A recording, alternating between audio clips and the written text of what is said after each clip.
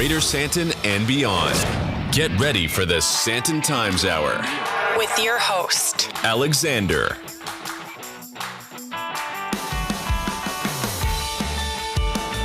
Welcome. It's the Sandton Times Hour on Mix 93.8 FM and is always available as a podcast on Apple, Google, and Spotify. I'm Alexander Leipner. This is edition 90. It's week 44, and it's still October 2022. If you want to get in touch, you can email editor@sandtontimes.co.za. You can connect with us on social media @Sandton Times, and you can visit the website www.sandtontimes.co.za. Do that right now if you can, and bookmark it, and check it out during the week if you can as well. Make it a regular read. You can send us your questions, your comments, your feedback. All of it is welcome. You're part of this conversation, and you're part of the Sandton Times Hour Nation if you're listening every single week. And if you're joining us for the very first time, welcome. Thank you for making the time to listen and to show your support as you tune in from all around the world and all around South Africa. It's always great to have you here, and I'm thrilled to tell you that all is well in Sandton land. As always, I'm joined by my trusty Italian sidekick Vincenzo, who makes sure that the mixing desk does what it does and we sound good every single week. So, grazie mille, Vincenzo.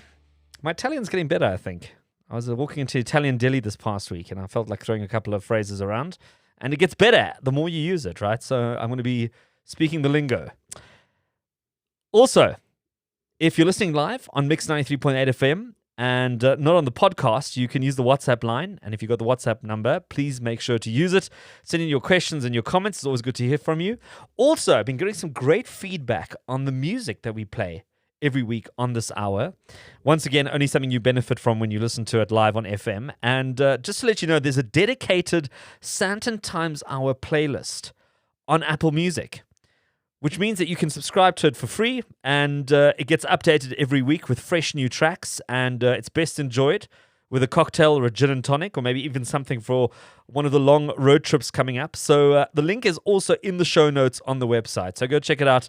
That's the Apple Music playlist for the Sandton Times Hour.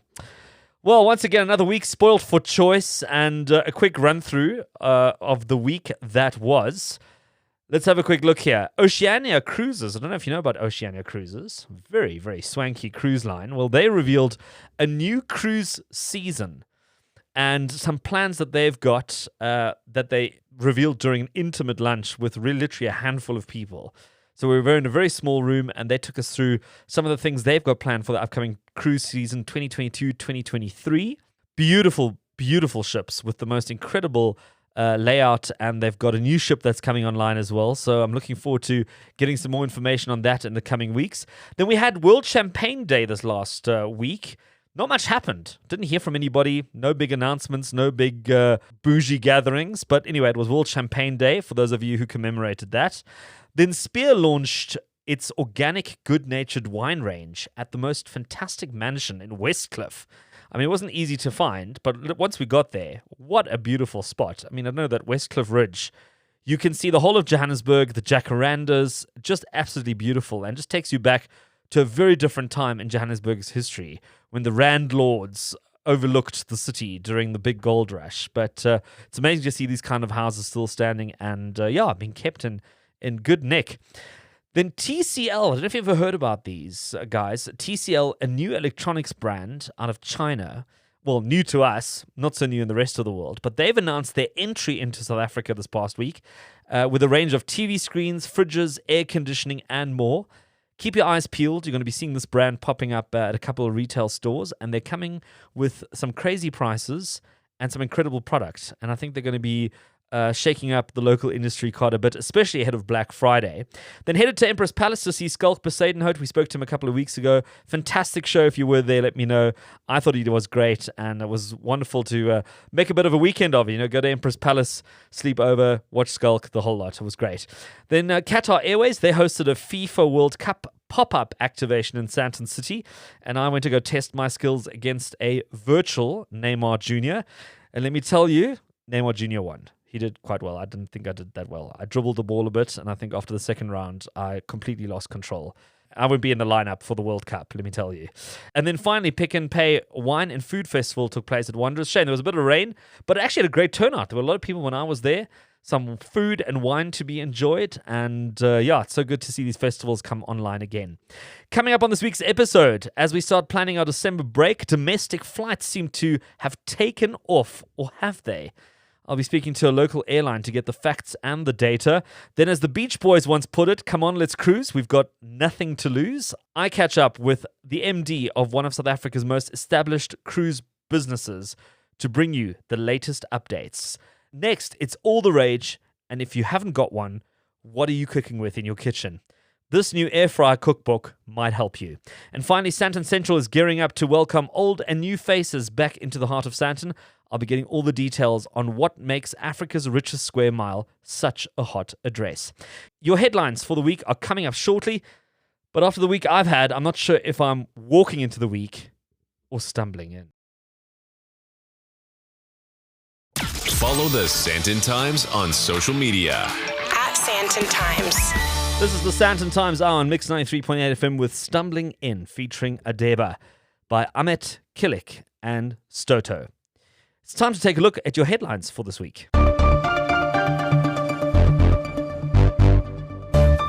Well, founder of the Red Bull empire, Dietrich Mateschitz, has passed away at the age of 78. No, this didn't happen in Sandton, but many a Sandton partygoer or executive might have downed a can or three, and maybe mixed with vodka or Jägermeister. Well, the man who built the most incredible brand, never mind a whole new beverage category, is no more. From his boxcart races to skydiving, Formula One teams, and jumping from the edge of space, Red Bull, under the guidance of his marketing genius, has become a household name, and they sold 9.8 billion cans of Red Bull in 2021 alone. Can you believe it? Mateschitz passed away after a long battle, having been sick for a while, and Forbes pegs Mateschitz's fortune at around $20.2 billion. And he was the 71st richest person in the world at the time of his death, and he leaves behind one son, Mark. Then, a Rolex robbery. IOL reports a 23-year-old man who was shot outside a shopping mall in Sandton, allegedly for his Rolex watch, is in a stable condition in hospital. Investigations are underway. Then, trouble at the park. Popular restaurant Truffles on the Park at Mushroom Farm Park has been withstanding attempts to shut down the operation by Johannesburg City Parks and Zoo. In the midst of a contentious dispute with Johannesburg City Parks and Zoo, owners of Sandton business Truffles on the Park have managed to avoid threats and physical attempts to being evicted.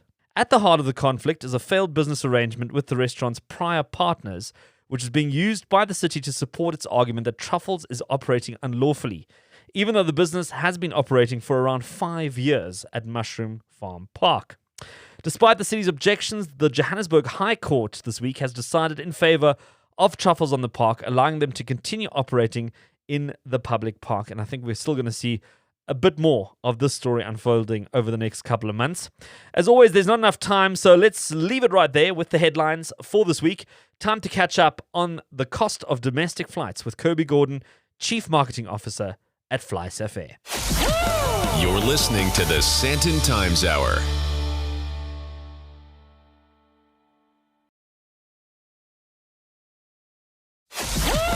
You're listening to the Sandton Times Hour. Right, a topic that we've been talking about quite a bit over the last couple of weeks is the upcoming December holidays and travel. And we spoke to a couple of people in the field about the price of airline tickets. And everyone's sort of having a cadenza because they feel they're paying an absolute fortune for local domestic flights. And this week, FlySafair pulled together a couple of key media to chat about what's happening in the industry, what's happening on domestic routes, what's happening with airlines.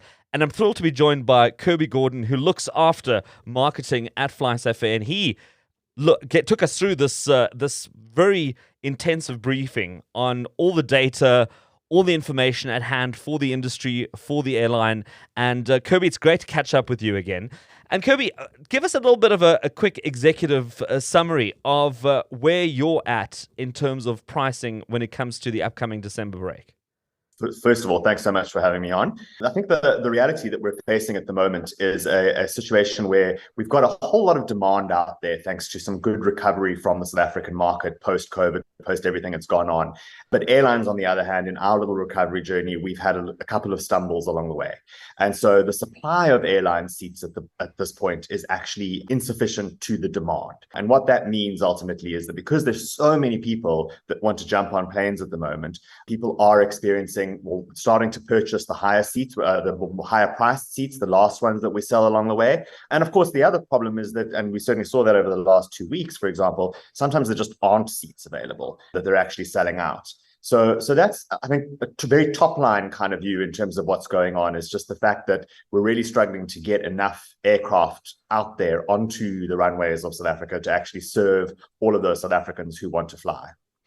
So I think if we looked at some of the graphs that you presented to this briefing, and it was quite interesting to see this. So if we look at sort of pre-March 2020, which was pre-COVID, we had about, I think it's 1.6 million seats available across the industry. And the industry is probably using 70, 80% of those seats. We then had the COVID collapse where everything just closed, everything just stopped, and that literally flatlined everything, demand and supply. And then we came out of that period with a smorgasbord of graphs where everything was literally topsy-turvy.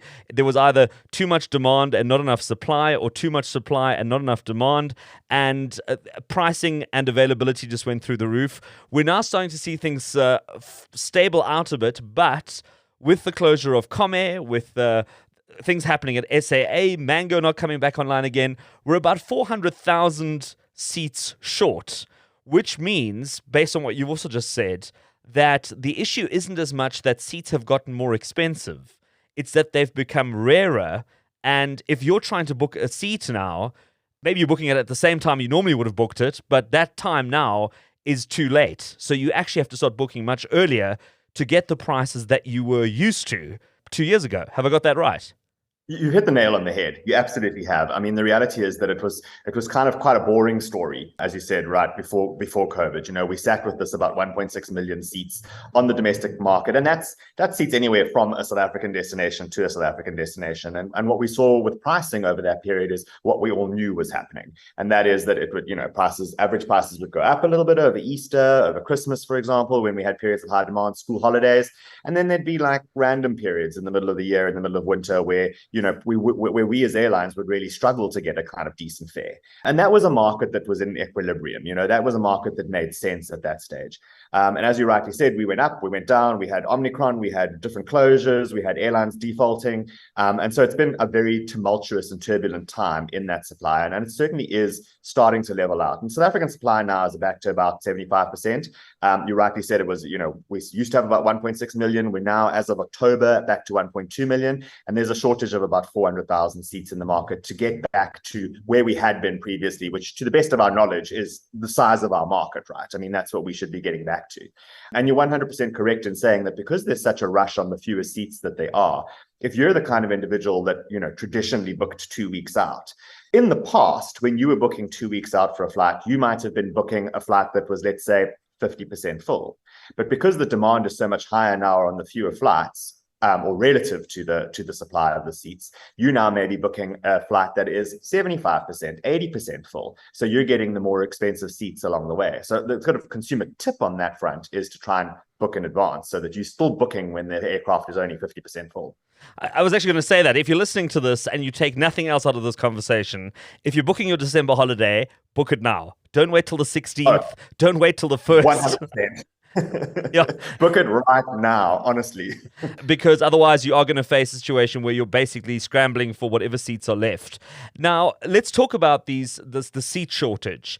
There are plans underway to now try and cover those 400,000 seats that the industry, not just FlySafair, but the entire industry is short. I know there's a bit of run on the plane sale. I think everyone's trying to get whatever planes they can get to now stock up and create additional supply. to try and stabilize that pricing that we're experiencing at the moment? Yeah, 100%. I mean, I was asked a little while ago whether there's actually some sort of incentive for airlines because the prices that we're achieving now are a little bit higher, whether there's any kind of incentive for us to, say, drag our heels in terms of increasing that supply and getting additional aircraft. And that couldn't be further from the truth. I mean, the reality is that the opposite is 100% what's happening.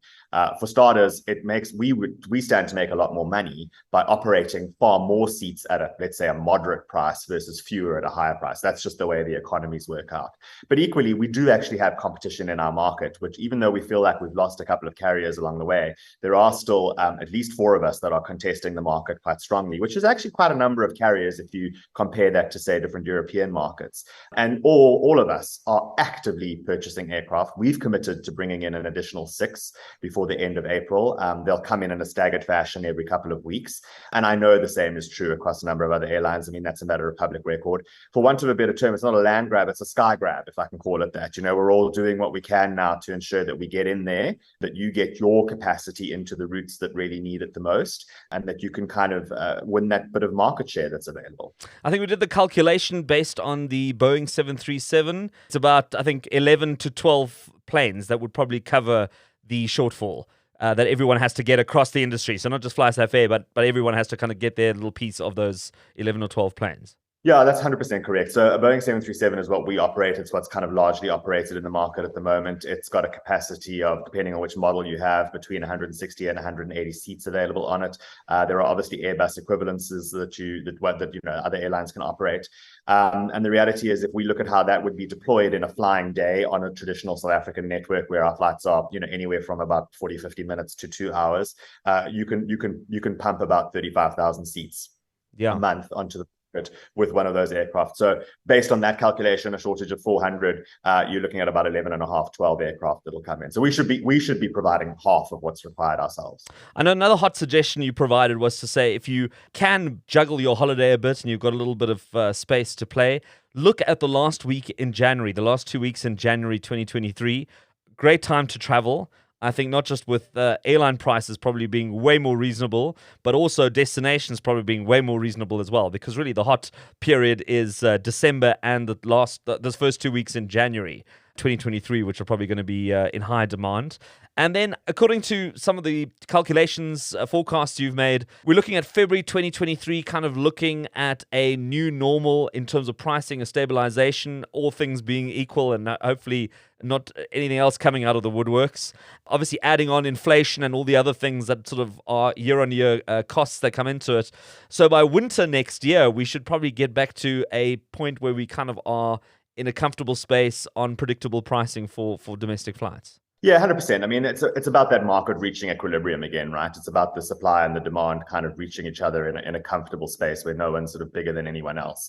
And we reckon that you're absolutely right. The last 2 weeks of January, I mean, sometimes we jest and say if there was ever a time of the year where we could actually just close the doors, pack it in and go home, it would probably be the last 2 weeks of January, because everyone's come back from their holidays. They're done. They're not flying, and businesses haven't really opened up yet and made any plans to go anywhere. So there's like very little traffic at that point. So if you are looking for a good bargain and you can get away and you can postpone your holiday to that point, by all means do it. And you're absolutely right. There'll be some bargains on the accommodation front as well, I'm sure, because that's just generally quite a quiet time. But yes, our prediction at this stage is that between, the increase of supply with these additional aircraft coming on and that natural reduction in demand over that period of the year, the market's going to meet its sweet equilibrium for the first time. We will go through Easter thereafter. Easter is always a period of higher fares. That will be the reality again. There's no avoiding it. It's always just a great period for us. There's so many public holidays. There's so much that happens at that stage. It'll always be a period of high demand. Will we have the realities that we've been facing the last 2 weeks where aircraft are just selling out like crazy, 5, 6 days in advance? Well, that's possibly not going to be the case. I mean, I think there should be supply in the market, but fares will probably still be higher. So that'll be what we'll see in Easter. And then, as you say, proceeding again then into the winter, we're definitely going to see a market in equilibrium. And you'll probably see airlines starting to run promotions again over that period. We haven't had a lot of these kinds of airline sales that we've known for a long time. I think pretty much since pre-COVID, there have been very few of them, actually.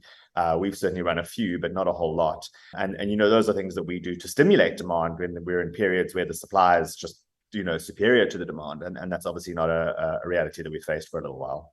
Well, there you have it. It's Kirby Gordon. He looks after marketing at FlySafair, but also was the host of this briefing that he took us through. It took us about, I think we were there for almost 2 hours, talking about aviation, talking about everything aviation, fuel, and I mean, we went through the graphs, the economics. We literally dissected this entire industry over those 2 hours, and we've given you the executive summary on this. Literally, the highlights are that book your flights well in advance if you're going away. Make sure that you've got a bit of a plan in place. Try not to go at peak times like December the 16th. Come back 1st, 2nd of January. Try and see if you can spread that out a little bit. And like we said, if the industry manages to increase that supply of seats, increases capacity again, hopefully we'll see that even out again, and we'll see how the pricing adjusts accordingly. And I thank him for making the time. It's the bottom of the hour, and it's time for a quick musical break. For more, The Sandton Times Hour continues. You're listening to the Sandton Times Hour on Mix 93.8 FM, and that was Lost Frequencies. And Are You With Me? Taking you into the second half of the Sandton Times Hour, my name is Alexander Leitner, and you know how this works. If there's anything that sounded fantastic during the show, but you didn't manage to jot down the details, well, make sure you visit the show notes on the Sandton Times, which is www.sandtontimes.co.za, for a detailed breakdown of everything discussed on this week's edition. So if you needed a phone number, an email address, a website, anything that you picked up, we'll put those up on the show notes. Also, be sure to check out the social media accounts at Sandton Times and feel free to engage. And you can always send a tweet, an email, a WhatsApp, a DM, a voice note, whatever works for you. And you can also use the hashtag Sandton Times Hour. Now, we're obviously in the holiday spirits. We're really talking about so many things, about holidays, about traveling, about going places. And you're probably already thinking about your December break. I mean, there's still a little bit to go, but it's literally around the corner. And this past week, we had the privilege of joining MSC Cruises for a roadshow. And they've given us a taster of what they are putting on for December, and I'm thrilled to be joined by Ross Volk. He's the Managing Director of MSC Cruises in South Africa. And Ross, listen, first off, a great roadshow. I mean, you had Mafiki Zolo, you had David Cow, you had a whole potpourri of entertainment. I mean, I felt like we were on a cruise already and we hadn't even gotten onto one. No, well, we have to make sure that we get the entertainment on shore as good as what we offer on board the vessel. So I think that's kind of a taster for what you can experience on board the ship. Well, I think you did a great job with that. And as I say, we left having had a really great time, but also some really great insights into what you've got lined up over the next couple of months, because we are going into cruise season. And kicking it off, there was an announcement a couple of weeks back where you were saying you're bringing back the 2 ships that I think have served South African waters for quite some time. And then you're bringing another ship into our South African waters that we haven't seen before. Yeah, so this season 22-23, we're going to have 2 vessels servicing South Africa for the first time, 2 different classes. So people will know MSC Sinfonia well. It was here from about 2012 to 2017. And she'll be based out of Cape Town, running cruises to Walvis Bay and Mossel Bay on a weekly basis through from the 16th of December through to the 6th of March. And then MSC Orchestra, who's been here for a while, since 2019, will run out of Durban on a weekly roster to Mozambique from the 19th of December, so very shortly, less than a month away, until the middle of April. Okay. And then you mentioned the new ship, MSC Splendida, which is the most luxurious ship in the MSC fleet to service South Africa, will be here next year from November 23 through to April 24. Tell us a little bit more about Splendida, because obviously the other 2 ships, for people who have been on them, they're very familiar with them. But what makes Splendida so different? Well, obviously, it's a little bigger. So it has 1,000 additional passengers in capacity to MSC Orchestra and almost double the size of MSC Sinfonia. It's more modern in terms of it was built 2009. It's 136,000 tons. And it will have it will have the ship within a ship concept called our MSC Yacht Club. Now, what's fascinating about that is, as ships get bigger, you have more and more people on board, but you cater for the exclusivity in this yacht club, because it enables you to have private butler service private dining, private swimming pool. You get access to spa treatments. You get access to all sorts of things on a privacy basis without having to go through the big crowds and without having to engage with a lot of people. But you still get the amenities of a big ship, which I think is a phenomenal experience for us. So from an exclusivity perspective, it just brings a new dynamic to the way in which cruising is going to be experienced in South African waters. Well, it certainly sounds like my kind of cruise, Ross. One thing I have picked up on, which I find quite interesting, is that there seems to be a bit of a gold rush, or is it a ship rush or cruise rush for South Africa? I mean, across the industry, I'm getting more and more releases, announcements, content of ships entering South African waters. What is what I feel a sudden interest in South Africa and cruising? I think it's, it goes back to that thing of Africa as this very bespoke destination for people worldwide. And I think as the world becomes more globalized, people are looking for that unique experience. And Cape Town in particular, but South Africa in general, has a wonderful offering to the rest of the world. So I think it kind of goes without saying that you're seeing an additional amount of cruises coming to the respective destinations within Southern Africa, because there's a draw card for wonderful, unique places. And I think Cape Town's a bucket list for many people, and that's why you're seeing the draw card into the Cape. But I think we shouldn't forget the other opportunities of Durban and the various other places within South Africa being an incredible destination for people to come to. Yeah. Well, Cape Town's already had a notable cruise terminal where you've said a lot of international ships have landed and also have made use of it. You've now put a bit of money on the table, and you've now also put a cruise terminal in place in Durban, which is a significant investment, not only for your business, but the entire cruise industry. Yeah, so we invested 300 million Rand in a cruise terminal in Durban. We've been working with the TNPA now for roughly 7 years. It came online last year, December, and it will operate now for the next sort of 30 years. But yeah, it was kind of designed with expansion in mind. It was designed with the iconic buildings of Durban in mind. It was also designed with the ethos of the Zulu kingdom, because the colors and the color configuration and the design kind of reflect the cultural aspects of the Zulu kingdom, which I think is very important. You know, as an international company, we also need to pay respect to local culture and local language and local traditions. And I think that's what we've tried to encompass within that investment. And I think to a large part, we've been quite successful. Last week, we had the Maritime Conference down there with Department of Transport, and they were ecstatic about the developments, and they really enjoyed the building. So I think that's very positive. Well, listen, I think it's certainly an exciting time for cruises in South Africa and for people wanting to go onto cruises in South Africa. And I think it's definitely something to keep an eye out. I mean, as I say, we're going into the cruise season right now. I think we've only just started in terms of some of the offers and some of the opportunities that are available, and also routes that are available. And I'm thrilled to have been joined by Ross Volk. He's the Managing Director of MSC Cruises here on the Sandton Times Hour. Connect with the Sandton Times. Email editor@sandtontimes.co.za. This is the Sandton Times Hour on Mix 93.8 FM, and as they say on Monty Python, and now for something completely different. I don't know about you, if you've got an air fryer. It feels like everybody in the world has got an air fryer these days. I actually got a bigger air fryer. After I got a small air fryer, I realized you can't put a whole chicken in it. Now I got a bigger air fryer to put a bigger chicken in it.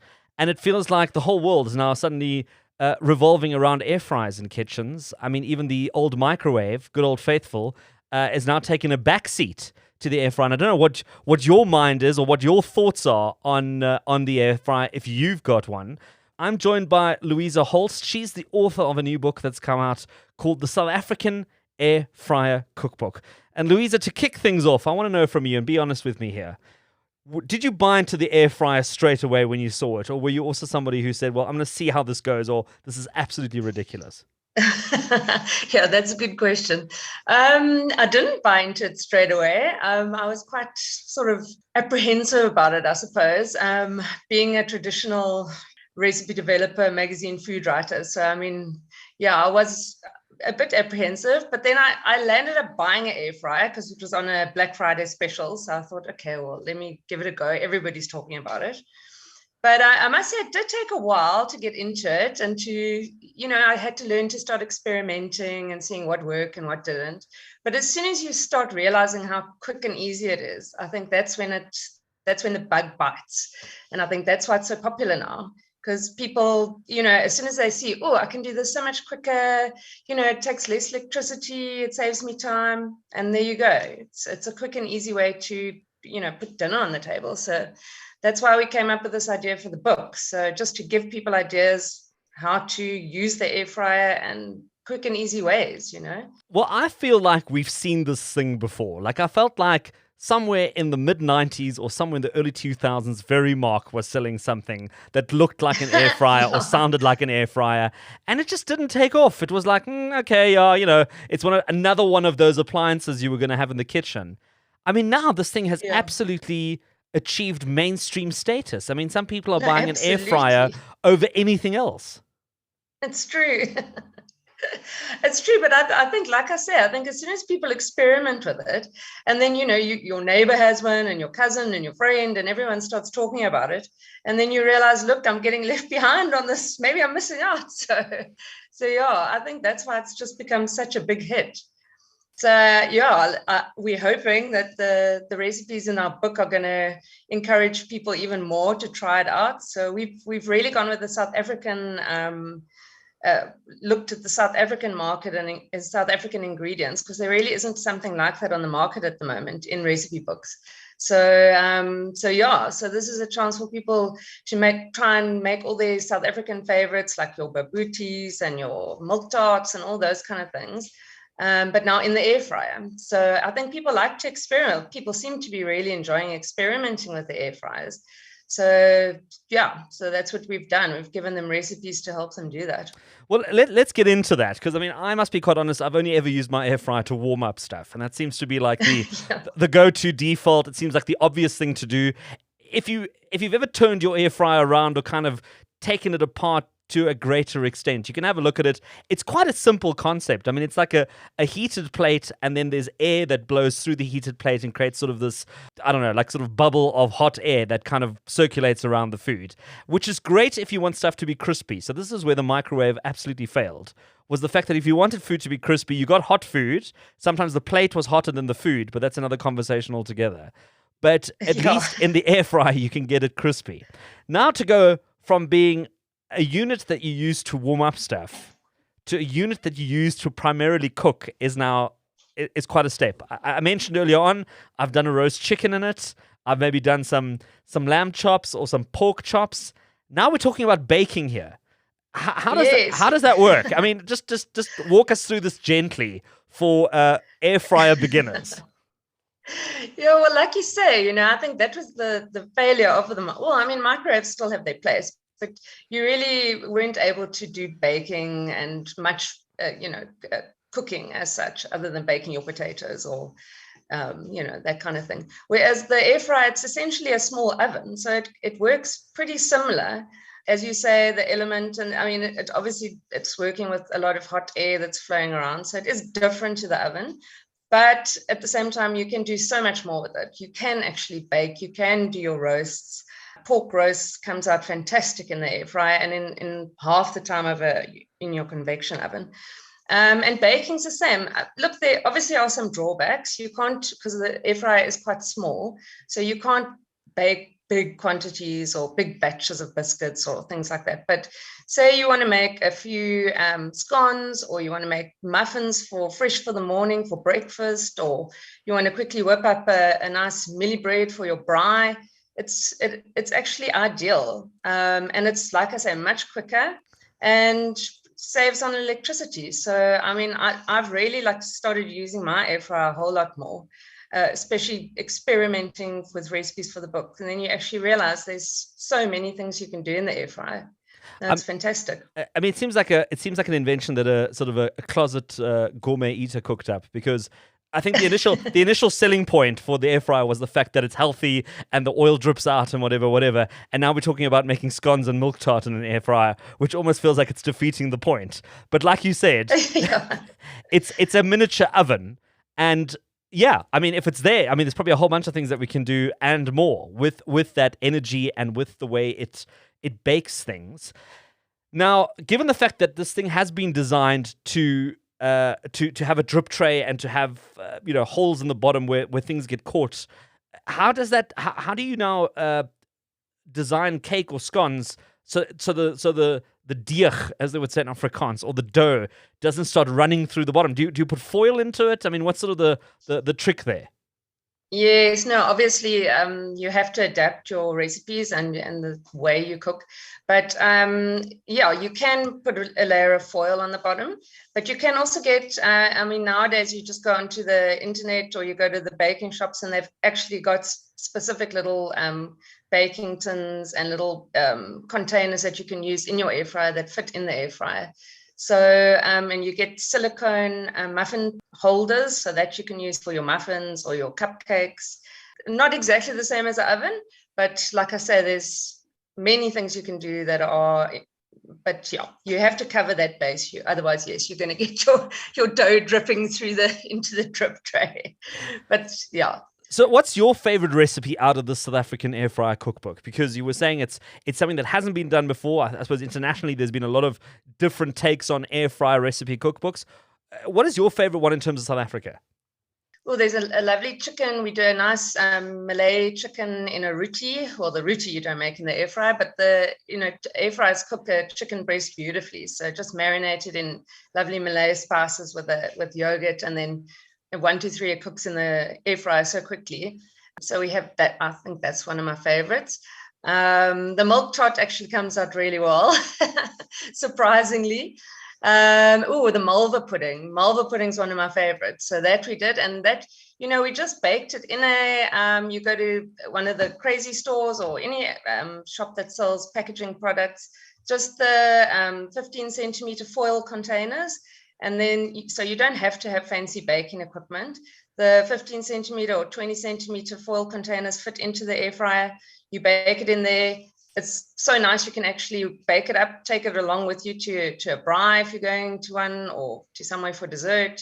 So yeah, I would say that the Malva is a good choice. Well, there you have it. Louisa Holst, she's got a new book on the market called The South African Air Fryer Cookbook.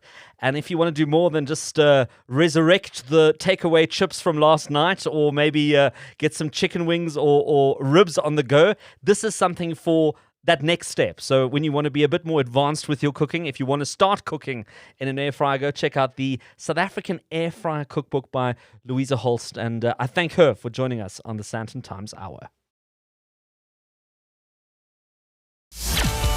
Thank you, Alex. I love your professionalism, and thank you for having me on. You're listening to the Sandton Times Hour. The Sandton Times Hour on Mix 93.8 FM and available on all good podcast platforms. Make sure to rate, subscribe, like, share, the whole lot.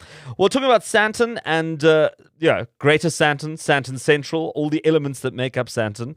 I had the chance this past week to explore Sandton, and you'd think, well, it's probably something you do every single day, which is true. But, sometimes you need a little bit of a reminder of what's actually happening in the heart of Sandton and what's happening in and around Sandton. And that's sort of the genesis of a campaign looking to throw the spotlight on Sandton, as we, I suppose, do every single week on the show anyway. Joining me on the line is Elaine Jack. She's the Precinct Manager for Sandton Central. And Elaine, I know we've spoken in the past, but maybe just to refresh everyone's memory, what makes up Sandton Central versus Sandton City or Greater Sandton or whatever people refer to as Sandton? I mean, I've even got people in North Riding telling me they stay in Sandton. Thank you for giving me this opportunity. So just to pull you back a little bit, the Sandton Central Precinct was set up in the year 2000. So it was really a brainchild of, a lot of our property owners seeing the demise of what happened in the inner city in terms of urban degeneration, and then having had a lot of businesses move out of the inner city into a new area like Sandton, they felt that, for future safeguarding of their very asset, it was important that they look after the public realm. And a city improvement district model materialized, and we came about Sandton Central, which started in the year 2000. So really what makes up the precinct is pretty much you have a defined geographical area, then all those property owners all supplement through a levy, and with those levies we take care of the public realm, be it security, cleaning and maintenance, special projects, and marketing of the destination. So it's more of a management arrangement. It's not necessarily a municipality or a sort of legal entity that can enforce bylaws or sort of tell people where they can take photos or can't take photos. No, so pretty much we are supplementing and complementing over and above what the city provides in the public space. So top up of security, top up of further cleaning and taking care of the public space. So we don't take over the municipality's role because we are playing and managing in the public space, which still ultimately belongs to the city. But of course, now this is the private sector coming in and saying, we want to take care of our public space even more. Even though we still pay rates and taxes, we're now doing a top-up service to taking care of the public space. So, Elaine, why has it been so important to sort of remind people of Sandton Central? I mean, a lot of people might say, Sandton City is a monument. The Sandton Convention Centre is reopening again. Things are coming to life there. I mean, all the 5-star hotels and restaurant that Sandton has. Does it need any refreshing or reminding? I think it's always good to always be in the headlines of saying here we are still here. I think there was also a lot of negative news during the pandemic. Is this the end of Sandton and offices, and would Sandton survive the pandemic? And really, we want to actually invite people coming back to the open space, to a place like Sandton that has so much to offer, not just from a work environment point of view. You can live, you can play, visit, shop, and do come and attend short meetings, and what a 15-minute neighborhood has to offer. That Sandton has that in from an amenity point of view, and so much has changed this last 2 years. Obviously, sadly, some businesses didn't survive, and some businesses actually found opportunity in Sandton. So we really wanted to build this awareness campaign and say, come to Sandton, experience it by feet, experience it by car, whatever. Come and actually see what has changed, because our doors are definitely open. It since has been open during the pandemic, but we want to come say, come here, come experience it. We've got so much yet to still offer here in Sandton. Yeah, I mean, you've got a bit of insight into the data or some of the movements in terms of Sandton. What is the state of play at the moment? What is it looking like? Sort of a few months out of most of the or all of the COVID restrictions being lifted. Has there been a bit of an upswing? Have we seen more people return to the office, more feet going through the hotels? Definitely, at least a lot of our hotel partners are saying there's definitely been a growth in of course their stays. We have seen a lot more foot traffic going into the malls. Our entertainment spaces are busy at night, our weekenders. And of course, our traffic has also seen a bit of a movement there and an increase as well. But in the meantime, we are trying to obviously try and make it easier for people to come and actually travel into Sandton. We are working with the city in terms of trying to improve traffic flow with our regards to the traffic signals. We've included an increase in CCTVs to make sure Sandton is safe for our visitors who come into Sandton. Convention centre is busy. We are seeing a lot more events now. Joy of Jazz coming in November.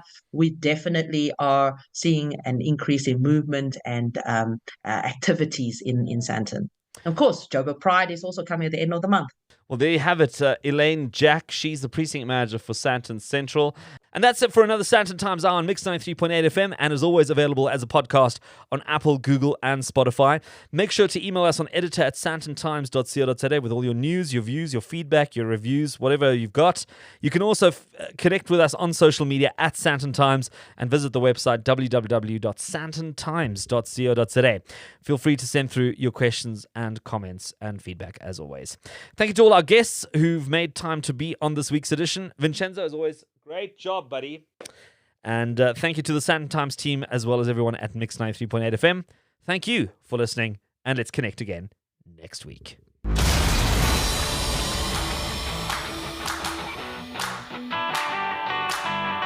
That's it for this week. Thanks for listening to the Sandton Times Hour. And if you enjoyed it, be sure to share it.